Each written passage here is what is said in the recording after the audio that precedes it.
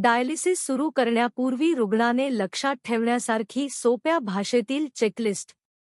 Doctor आणि उपचार समजून घेणे. तुमचा आजार कोणता आहे आणि डायलिसिस का लागतोय ते स्पष्ट समजून घ्या.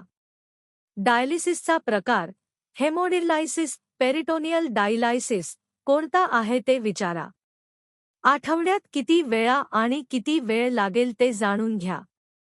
साइड इफेक्ट्स आणि काय काळजी घ्यायची ते विचारा.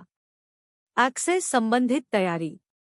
हातात फिस्ट्युला ग्राफ्ट करायची आहे का ते विचारून घ्या. तात्पुरता कॅथेटर लावणार असतील तर त्याची माहिती घ्या. ॲक्सेसची स्वच्छता आणि काळजी कशी घ्यायची ते शिका. औषधे आणि तपासण्या.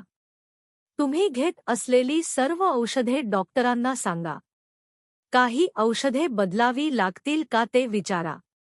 आवश्यक ब्लड टेस्ट्स, हिमोग्लोबिन, क्रिएटाइनाइन, पोटॅशियम झालेत का ते तपासा. आहार आणि पाणी. काय खायचं आणि काय टाळायचं, मीठ, पोटॅशियम, फॉस्फरस याची यादी घ्या. दिवसाला किती पाणी प्यायचं ते स्पष्ट करून घ्या. जर शक्य असेल तर डायेटिशियनची मदत घ्या. रोजच्या आयुष्याची तयारी.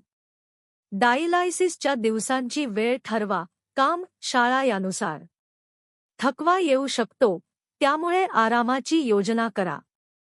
हॉस्पिटल, डायलिसिस सेंटरला जाण्याची सोय ठरवा. स्वच्छता आणि सुरक्षितता. ॲक्सेस असलेल्या हातावर वजन उचलू नका. त्या हातावर ब्लड प्रेशर मोजू देऊ नका, सुई टोचू देऊ नका. इन्फेक्शनची लक्षणे, लालसरपणा, सूज, ताप लक्षात ठेवा. आर्थिक आणि कागदपत्रे. खर्च किती येईल ते आधी विचारा. इन्शुरन्स, सरकारी योजना लागू होतात का ते तपासा. रिपोर्ट्स आणि कागदपत्रे व्यवस्थित ठेवा. मानसिक तयारी. सुरुवातीला भीती वाटणे सामान्य आहे. कुटुंबाशी आणि डॉक्टरांशी खुलेपणाने बोला. इतर डायलायसिस रुग्णांशी बोलल्याने कॉन्फिडन्स वाढतो. तात्काळ लक्ष देण्याची लक्षणे. श्वास घेण्यास त्रास. खूप सूज येणे. छातीत दुखणे.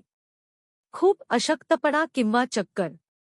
असं काही झालं तर लगेच डॉक्टरांशी संपर्क करा. फसव्या थेरपिस्ट आणि उपचारांपासून सावध रहा.